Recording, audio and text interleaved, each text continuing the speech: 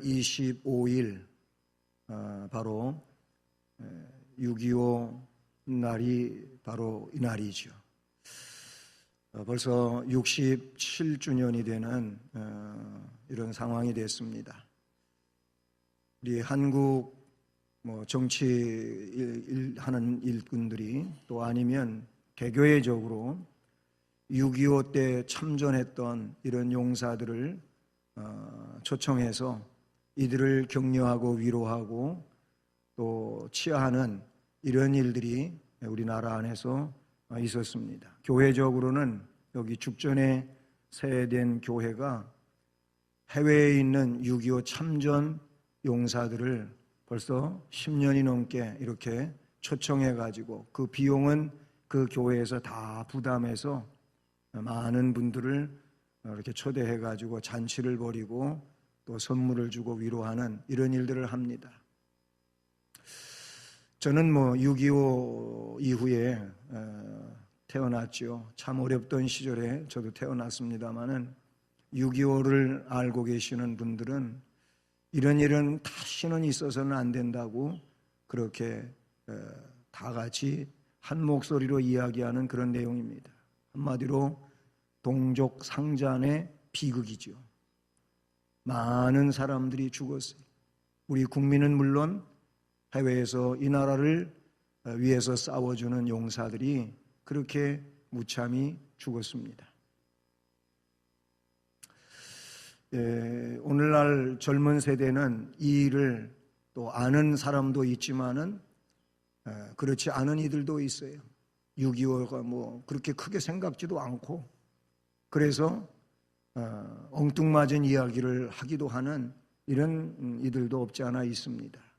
그러나 6.25라고 하는 이 내용은 우리가 잊지 말아야 할 내용이고 왜 잊지 말아야 되냐면은 우리나라와 민족이 앞으로 안녕과 질서 속에서 무궁한 발전을 해나가며 세계 열방을 향하여 쓰임받는 이런 나라가 되기 위해서는 그런 일은 다시 있어서는 안 되는 일이죠.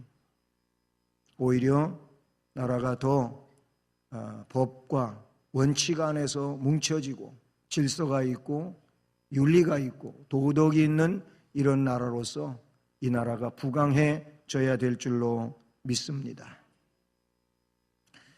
오늘 이 말씀도 우리 주님이 하나님 백성으로서 하나님 나라를 위해서 살지만 동시에 한 나라의 국민으로서 국민의 의무를 감당해야 할 것을 우리 예수님이 말씀해 주셨다고 볼 수 있는 내용인 것이지요.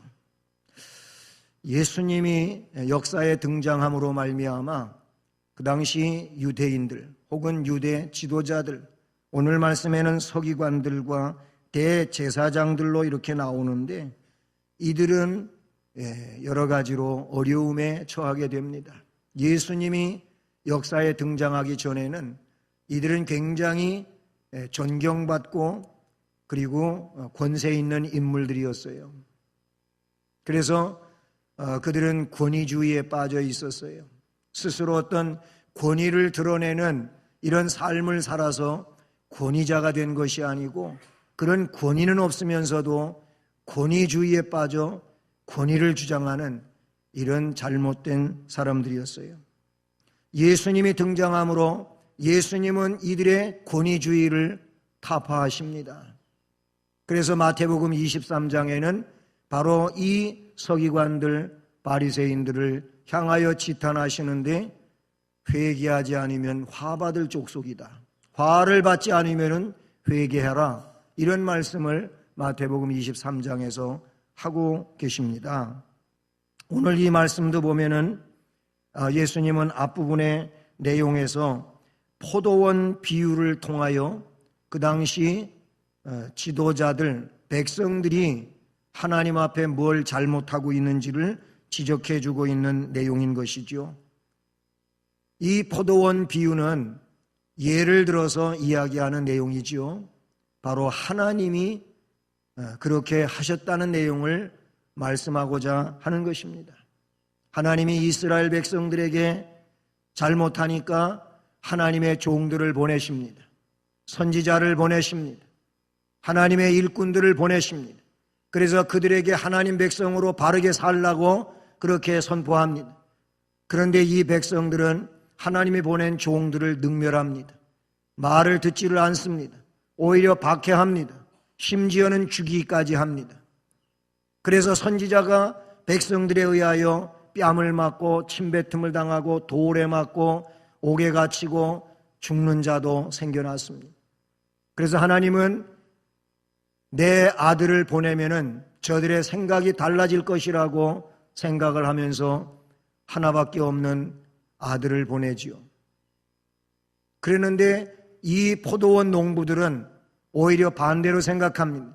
저 사람은 이 포도원 주인의 아들이니까 저를 죽여버리면 이 포도원은 우리 차지가 된다. 이렇게 생각하고 그 주인이 보낸 아들을 죽여 포도원 밖에 버립니다. 이것은 예수 그리스도를 십자가에 결국 못 박는다고 하는 내용을 말씀하신 내용이거든요. 이들이 이 얘기가, 이 포도원 악한 농부들의 이야기가 뭘 이야기하는지를 알고 있었어요. 그래가지고 예수님으로부터 그런 책망을 들으니까 예수님이 더 미운 겁니다. 오히려 우리는 이런 말씀을 들을 때 내가 말씀에 비춰보니까 잘 못했다. 그러니까 회개해야지. 그러면 살 길이 열리는데 오히려 그 메시지를 듣고 그 내용에 찬성하지 않고 반대하고 오히려 다른 그런 박해의 삶을 산다든지 하게 되면은 이것이 문제가 된다, 그런 얘기죠. 그래서 말씀에도 보면은 그 예수님을 잡고자 합니다. 자기들을 가리켜 말씀하심인 줄 알고 즉시 잡고자 하되 백성들을 두려워합니다. 백성들은 예수님의 그런 기적과 이적과 진리의 말씀이 선포되어지는 내용 앞에서 이분이야말로 우리의 구원자다, 이렇게 생각하고 따른단 말입니다. 그러니 그들이 보는 앞에서 예수를 붙잡으려고 해도 또한 백성들이 두려워가지고 그렇게 하지를 못한다는 것이죠. 그래서 엿봅니다. 엿보다가 예수를 총독의 다스림과 권세 아래에 넘기려고 로마법에 위촉된 사람으로 로마 총독이 그를 재판하도록 그렇게 하려고 이제 정탐들을 보낸다는 겁니다. 스파이를 보내는 것입니다. 그들로 스스로 의인인 체하여 예수의 말을 책잡게 하는 이런 내용으로 간계를 꾸며 예수를 흠집내려 하고 예수를 무너뜨리려고 하는 꼼수를 부린다라는 겁니다. 교묘한 간계지요.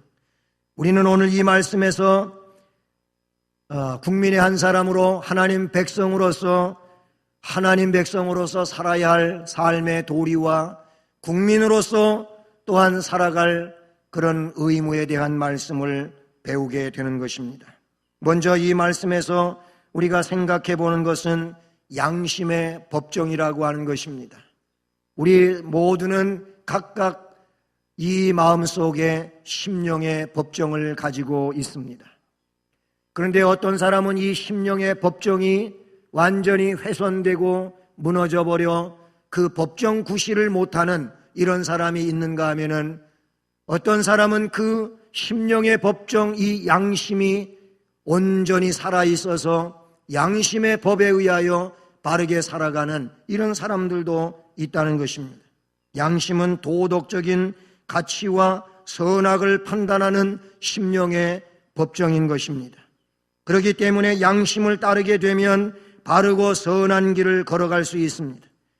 예수님을 구주로 모신 사람들은 선한 양심에 의하며 성령 하나님을 또한 그 역사를 따르며 하나님을 향하여 나아가게 되는 줄로 믿습니다. 바른 신앙인은 살아있는 양심을 가지고 있습니다. 그 살아있는 생명의 양심 속에서 항상 자신의 삶에 대하여 이야기를 듣게 되는 겁니다. 이거는 잘못이다, 이거는 괜찮다, 그러니 이런 열심히 해라. 내 양심 안에서 그렇게 나를 향하여 말한다, 그런 얘기인 것이죠. 그러나 문제가 있다면 양심이 잘못된 사람들인 겁니다. 양심이 어두워진 사람입니다. 성경에는 아주 잘못된 양심을 화인 맞은 양심이라고 표현되어지고 있어요.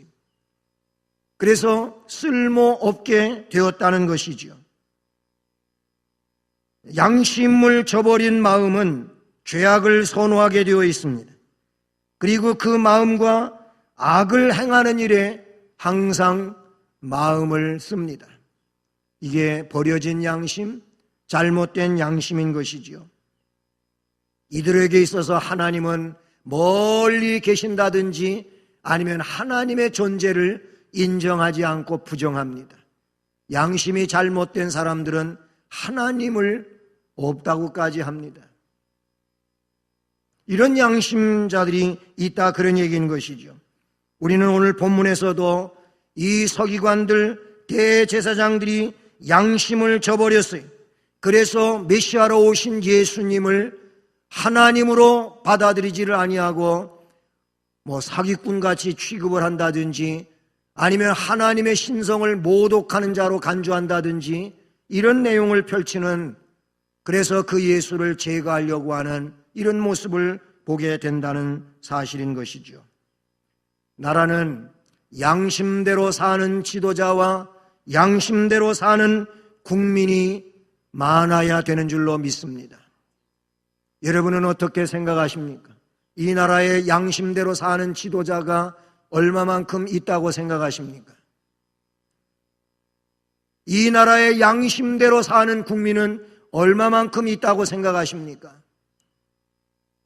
많은 사람들이 양심이 원하는 대로 살지 않고 양심이 불법이라고 하는 그 내용에 저촉을 받으며 살아가는 일들이 오히려 더 기울어지고 있는 그런 상황 아니겠습니까?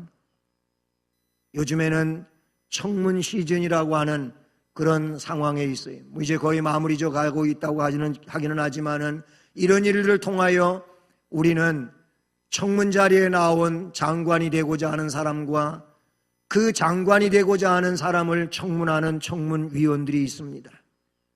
우리는 그런 내용을 한 번쯤은 다 보셨을 겁니다.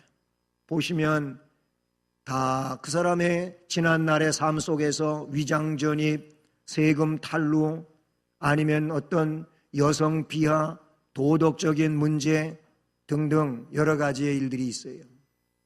음주운전이라든지 아니면은 또 여러 가지 사고 전적이라든지 이런 내용이 거기 드러나요. 그러면 청문위원들은 국회의원들이지 않습니까? 그 위원회의 국회의원들이란 말이에요. 그러면은 그 사람들이 그 청문 자리에 가서 앉아 있으면 어떨까? 괜찮을까요? 안 그렇습니다. 그들도 역시 그런 전적들이 있다, 그런 얘기예요. 그걸 우리는 관행이라고 하는 얘기로 청문 자리에서 보고하기도 하고 하는 이런 내용이 있습니다. 지금 세상은 그렇습니다. 양심이 마비됐습니다. 여러분, 양심이 있는 지도자, 양심이 있는 국민, 이 사람들이 많을수록 그 나라는 건강한 나라인 줄로 믿습니다. 그리고 그런 나라가 복된 나라가 되는 줄로 믿습니다. 그렇지 않으면 늘 그냥 그런 일들로 계속 사이클이 돌아갈 수밖에 없다고 하는 사실인 것이지요. 양심, 어두워진 양심은 주님의 말씀을 찬성하지 않습니다. 어두워진 양심은 주님의 말씀을 거부합니다. 오늘 말씀 이미 앞에서도 드렸습니다마는 주인이 보낸 종들, 끝내는 상속자 아들마저도 죽이는 흉악한 포도원 농부들, 그래서 그것을 나의 것으로, 우리의 것으로 삼고자 하는 이런 욕심쟁이들, 저들은 예수님의 말씀으로 인하여 양심의 찔림은 받았지만 오히려 그것 때문에 회개할 줄은 모르고 더 거부하고 양심을 찌르는 저를 죽여버려야 된다고 그렇게 마음을 먹습니다. 그래서 엿봅니다. 말씀에 나타나고 있는 것처럼 엿보다가 정치를 이용해 가지고 이를 제거해야 되겠다고 그렇게 생각을 합니다. 가인도 양심이 삐뚤어졌습니다. 그래서 자기 동생 아벨을 쳐 죽여놓고도 엉뚱한 소리나 하고 있습니다. 벌받을 일인 것이지요. 양심이 삐뚤어지게 되면은 정상이 아니라 그런 얘기인 것이지요. 다윗도 잘못했을 때가 있습니다. 다윗도 인간 아닙니까? 훌륭한 성군이라고 하지만 그도 역시 결정적으로 실수하고 잘못한 일들이 성경에 나오고 있어요. 그런데 그가 다른 점이 있다면 무엇입니까? 그는 나단 선지자를 통하여, 하나님이 보낸 나단 선지자를 통하여 그의 잘못이 지적될 때 시편 51편 말씀을 보면은 그는 눈물로 침상을 뚫으면서 회개합니다. 나 안에 정직한 영을 새롭게 해주시고 저에게서 성령을 거두지 말아 주십시오. 성령이 떠나간 사울왕을 본 적이 있거든요. 악신이 들려가지고 이게 제정신이 아니게 미친 짓을 하면서 사는 사울을 봤거든요. 성령 떠나면 그렇게 되거든요. 그러니까 다윗은 제 안에 정직한 영을 새롭게 해주시고, 그게 양심이 살아나게 해주시고, 그리고 뭐예요? 성령을 거두지 말아 주십시오. 그는 눈물로 침상을 띄우며 회개했다고 성경에 말하고, 이게 다른 점이라 그런 얘기예요. 말씀을 거부하지 말고 말씀의 지적을 받으면 회개하는 것이 바른 양심이고 살아나는 생명인 줄로 믿습니다. 어두워진 양심은 또한 사람을 두려워해. 정작 두려워해야 할 분은 하나님이시죠. 하나님은 우리를 창조하셨고 우리의 통치자이시고 우리의 섭리자이시고 죽이기도 하고 살리기도 하고 복을 주기도 하고 주었던 복을 빼앗아 가기도 하시고 나라를 세우기도 하고 나라를 멸망시키기도 하는 분이 하나님이시죠. 하나님 주권자예요. 이 하나님을 두려워해야 되는데 이 하나님을 두려워하지 아니하고 사람을 두려워한다니까. 오늘 이 말씀에도 보니까 이 서기관들과 대제사장들도 예수님을 그 자리에서 그냥 잡아다가 어떻게 제거해버렸으면 좋겠는데 그렇게 못해. 백성이 두려워가지고 사람이 두려운 거예요. 하나님이 두려워해야 되는데 사람이 두려운 거예요. 사도행전에도 보면 베드로와 요한은 이 가말리엘 교법사가 있는 그 자리에서 재판을 받습니다. 대제사장들에게 끌려가 재판을 받습니다. 위협을 당합니다. 여러 가지로 협박을 당합니다. 그때에 그들이 이야기한 것은 하나님 앞에서 너희 말 듣는 게 옳은지, 하나님 말씀 듣는 게 옳은지 너희 생각해봐라. 우리는 보고 들은 것을 말하지 않을 수 없다. 하나님이 더 두려운 분이라고 이야기하고 있어요. 너희들이 두려운 게 아니라 우리는 하나님이 두렵다. 하나님 앞에 진실을 말하고자 하는 이 내용을 보게 되는 것이죠. 마태복음 10장 예수님이 12 제자를 부르시고 그 제자들에게 능력을 부여하시며 파송하시는 이런 내용과 관계해서 마태복음 10장 28절 말씀에 예수님이 이런 말씀을 해주셨어요. 몸은 죽여도 영혼은 능히 죽이지 못하는 이 사람을 두려워하지 말고, 사람은 너희들을 죽일 수도 있다. 그러나 너희들의 육신적인 몸을 죽이는 것이지 영혼을 죽이는 것은 아니다. 그러나 몸과 영혼을 능히 지옥에 멸망시키시는 하나님을 두려워하라. 아멘. 예수님 그렇게 말씀해 주셨어요. 권세를 잡고 너희들을 협박하고 위협하고 너희들을 박해해서 목숨을 빼앗는 일이 있다고 그들을 두려워하지 말고 몸과 영혼을 영원히 멸망시키는 하나님을 두려워하라. 우리가 두려워해야 할 분은 하나님인데 영혼이 어두워지면은 하나님은 안 보이고 사람만 보이는, 그래서 저 사람 앞에 창피당하지 않으려고, 저 사람 앞에 자존심 구겨지지 않으려고, 그래서 저 사람 앞에 어떻게 해요? 체면 치레를 하는 거예요. 안 그런 척 하면서 체면 치레하는 게 이게 영혼이 어두워진 자예요. 진실성이 없는 거예요. 영혼이 어두워지면 하나님은 안 두렵고 사람이 두렵다, 그 얘기. 이거는 어두워진 영혼을 가진 자들이, 그러나 어떤 상황에서 앞에서도 하나님이 두렵게 느껴지는 사람은 영혼이 살아있는 거예요. 산 영혼이. 또 한 가지는 뭐냐면 어두워진 양심은요, 스스로 의인인 채 한다는 거예요. 스스로 의인인 채. 오늘 말씀에도 나와요. 그래서 20절에 뭐라고 합니까? 이에 그들이 엿보다가 예수를 총독의 다스림과 권세 아래에 넘기려 하여 정탐꾼들을 보내, 이 스파이를 보내는데 그들로 스스로 의인인 채 하며 예수의 말을 책잡게. 목적은 예수님을 올무에 걸리게 하고자 하는 것인데, 그런데 의인인 채 하고 간다 이거예요. 그래서 그 다음 절에 보면 예수님을 높이 띄워요. 그들은 사실 그렇게 인정하는 사람들이 아니에요. 그러나 그 예수님을 올무에 걸리게 하기 위해서 의인인 채 하면서 예수님을 굉장히 존경스러워하는 것처럼 이야기를 해요. 어떻게? 선생님이요, 우리가 아는데 당신은 바로 말씀을 하시고 가르치시며, 바로 말씀을 하고 가르치시며 사람을 외모로 취하지 아니하시고 오직 진리로서 하나님의 도를 가르치시나이다. 이 세 가지를 이야기하는데 뭐예요? 예수님을 자기들이 원래 그렇게 여기지는 않지만은 예수님을 그렇게 해놓고 싹 붙잡으려고, 올무에 걸리게 하려고 의인인 채 하면서 예수님을 붕 띄운다니까. 이 꼼수예요, 꼼수. 요즘에 정치인들이 뭐 이 꼼수 부리지 말라고 그런 용어를 쓰는데 이게 그들의 꼼수였어요. 그런데 예수님 어떻게 해요? 예수님 관계를 미리 아십니다. 예?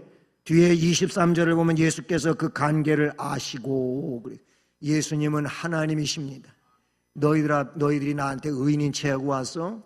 너희들이 지금 날 잡으려고 꼼수를 부리고 있어?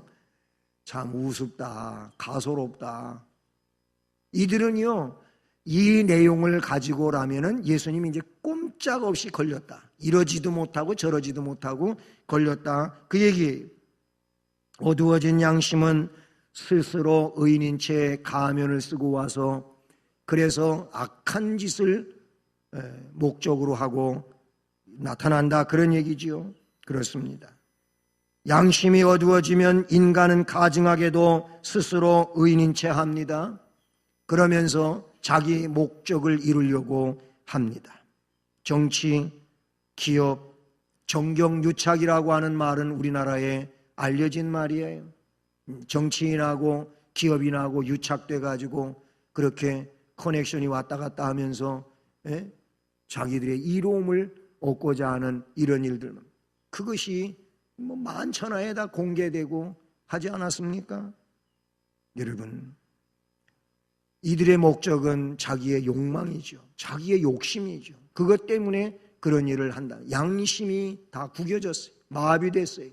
말씀드렸지만 양심이 바라야 됩니다. 양심이 똑바라야 됩니다. 이것이 하나님이 원하시는 것이고 하나님의 역사를 이루는 그런 내용이 되는 줄로 믿습니다. 의인은 다른 것이 아니에요. 누가복음에 있는 말씀처럼 기도하는데 세리는요, 자기의 자랑만 늘어놓고 있는 거예요. 그런데 예수님 그 기도 인정 안 하셨어요. 훌륭하게 산 것 같지만은 예수님 인정 안 했어요. 오히려 성전에 와 감히 얼굴로 하나님을 바라보지 못하고 무릎을 꿇고 가슴을 치면서 주님, 저는 죄인으로소이다. 저를 불쌍히 여겨 주시옵소서. 그 기도를 인정해 주셨어요. 무슨 얘기냐면 하나님 앞에는 자신의 죄를 인정하고 하나님의 긍휼을 구하는 그 자가 의인인 줄로 믿습니다. 그렇지 않으면은 이거는 의인이 될 수가 없어요. 죄가 없어서 아니고 죄가 있지만은 하나님 앞에 죄인임을 인정하고 회개하는 사람이 하나님이 의인으로 인정해 주시는 줄로 믿습니다. 양심이 어두워지면 불행하게도 회개조차 안 해요. 그래서 용서받을 길이 없어요. 잘못을 고백지 않는데 뭘 어떻게 용서하겠습니까? 양심이 어두워지면 회개하는 일을 점점점 안 한단 말이에요. 예수님께 그래서 이들은 간교한 질문을 하게 되는데, 우리가 가이사에게 세일을 바치는 것이 옳으니까 옳지 않으니까, 이런 질문을 했어요. 가이사는 로마 황제 칭호지요. 그래서 로마 황제는 가이사에 애굽에는 이집트에는 파라오였어요. 그래서 파라오로 쭉 1대, 2대, 3대 나간단 말이에요. 로마는 가이사 황제예요. 가이사가 황제예요. 근데 이 가이사에게, 로마에게 세금을 바치는 것이 옳습니까? 옳지 않습니까? 이 질문을 했어요. 이 질문은요, 이런 관계가 거기에 도사려 있습니다. 예수님이 가이사에게 세금을 바쳐라. 이렇게 되면 뭐예요? 로마한테는 문제가 안 되지만은 유대주의자들한테 문제가 돼요. 그래서 유대인들은 로마에 세금을 내는데 로마가 지배하고 있잖아요. 그래서 이스라엘도 로마의 속국이잖아요. 로마는 그 피지배민들, 이 휘하에 있는 속국의 국민들 1년에 한 데나리온, 오늘날로 이야기하면은 주민세를 내서 주민세. 그때는 인두세라 그랬어요. 인두세. 사람 세금이에요. 이게 한 데나리온은 노동자의 하루 품삯이에요. 그 오늘로 이야기하면 제가 비싸게 잡는지는 모르지만은 하루 10만 원으로 칩시다. 1년에 주민세 한 명당 10만 원 내야 돼. 굉장히 비싸죠? 요즘에 우리 주민세 한 가구당 뭐 그렇게 많이 안 내잖아요. 그렇죠? 근데 어쨌든 이게 그래도 다른 비싼 세금은 아니었는데 유대인들은 로마에다가 세금 바치는 게 굉장히 싫은 거예요. 이게 자존심 문제예요. 그런데 세금을 바쳐라 그러면은 유대인 정서에서는 반유대주의자가 되는 거예요. 그러면 유대인들이 뭐예요? 유대인들에게는 열심당원이라고 하는 이런 조직이 있었어요. 그래서 이 서기관들과 대제사장들이 저 예수 젊은 청년 반유대주의자다. 그러니까 너희들이 기회 봐가지고 쥐두새도 모르게 제거해라. 이러면 그렇게 될 수 있는 거예요. 그렇게 몰아가려고 한 것이고 또 반대로 세금을 내지 말아라. 왜 우리가 로마한테 세금을 내냐? 그러면 반유대주의자들한테 문제가 안 되지만은 당장 어떻게 돼서 이들이 총독한테 가서 밀고를 한다고요. 우리가 가서 따져봤는데 저 예수라고 하는 나사렛 예수라고 하는 젊은 청년이 로마한테 세금 내지 말라고 했다. 그러니 로마의 역적이다. 이렇게 가서 얘기할 거 아니겠어요? 그러면 로마 정부 이 총독이 그래 그런 사람이 있으면은 붙잡아다가 신문하게 되고 그러게 될 거 아니겠어요? 로마한테 이제 문제가 되는 거예요. 로마한테 이러지도 못하고 저러지 딱 걸렸다 이제 딱 걸렸다 이거예요. 그런 얘기. 그런데 예수님은 뭐라고요? 그들의 관계를 아십니다. 계교를 아십니다. 요 꼼수를 주님이 미리 아십니다. 하나님이시니까. 그래서 그래 참 어려운 질문을 하는구나 이렇게 말씀을 하신 게 아니고 뭐라고? 데나리온 로마 화폐 동전 하나 가지고 와봐라. 그러니까 동전 여기 있습니다 하고 예수님한테 갖다 드렸어요. 그랬더니 여기 누구의 그 흉상이란 말이죠. 그것이 있고 여기 이 동전에 누구의 글이 있느냐 물었어요. 그거야 가이사지요. 가이사 황제의 형상이 그 동전에 딱 나타나고 우리도 세종대왕 있잖아요. 세종대왕 100원짜리 있잖아요. 그렇잖아요. 그런 것처럼 그렇단 말이에요. 그리고 거기에 우리나라 한글이 기록되어 있잖아요. 뭐 영어로 써 있는 것도 있지만은 그래 그런 것처럼 가이사 황제의 형상이 있고 가이사의 글이 있습니다. 이렇게 대답해요. 맞잖아요. 틀리지 않죠. 그래 그러면 가이사의 것은 가이사에게, 하나님의 것은 하나님에게. 할렐루야.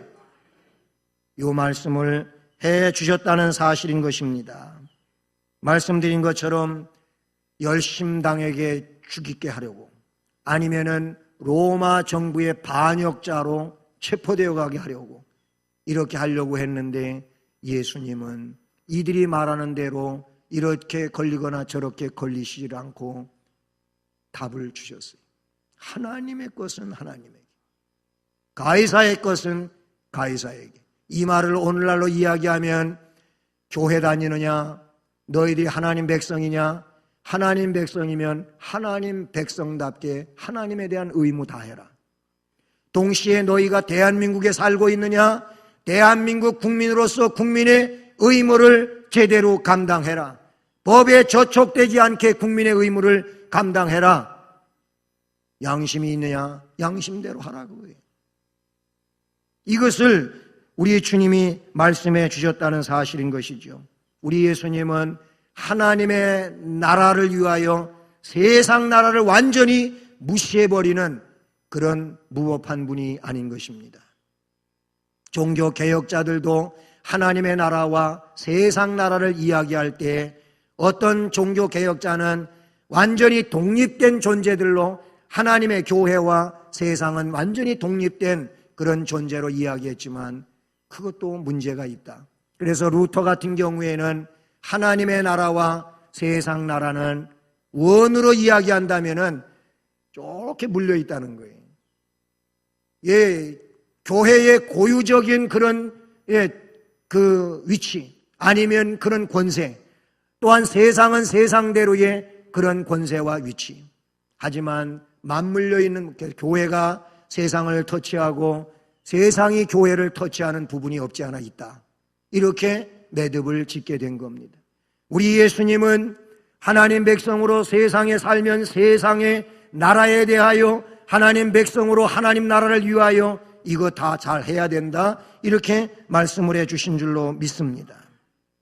우리 예수님은 이 세상 나라에 대한 관심보다도 세상 나라 속에 있는 영혼 개개인에 대하여 관심이 깊으셨어요. 그래서 영혼이 구원받아야 돼. 멸망해서 구원받아야 돼. 구원받은 사람들이 양심이 살아있는 사람이고, 이런 사람이 대통령이 되고, 이런 사람이 장관이 되고, 이런 사람이 교회 지도자가 되고 하게 되면은 그게 올바르게 되는 거예요. 할렐루야. 우리 주님은 그런 세상 나라가 되기를 원하시는 것이지, 그래서 영혼 구원이 먼저인 거예요. 죄에서 구원받아 온전한 사람이 되는데 우리 예수님은 목적을 두고 있다는 사실인 것이죠. 종교가, 우리 교회가 극단으로 흐르면 안 되는 거예요.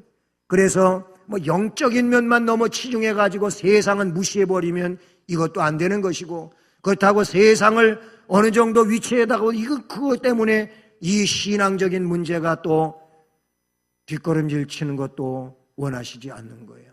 이 부분은 이 부분대로, 이 부분은 이 부분대로 최선을 다하여 하나님 백성으로 살아갈 것을 우리에게 말씀해 주신 줄로 믿습니다. 결론을 맺습니다. 우리 모두 하나님 백성으로, 그리고 이 나라의 국민으로 양심에 부끄럽지 않게 삽시다. 양심에 부끄럽지 않게 삽시다. 그리고 사람을 두려워하는 존재로 살지 말고 하나님을 두려워하며 삽시다. 이게 오늘의 말씀의 내용이에요. 하나님 백성의 의무, 국민의 의무 제대로 감당하며 삽시다. 성도의 삶을 바르게 감당하는 하나님 백성, 거룩한 성민으로서의 우리의 삶이 되기를 주님의 이름으로 축복합니다. 사랑의 하나님,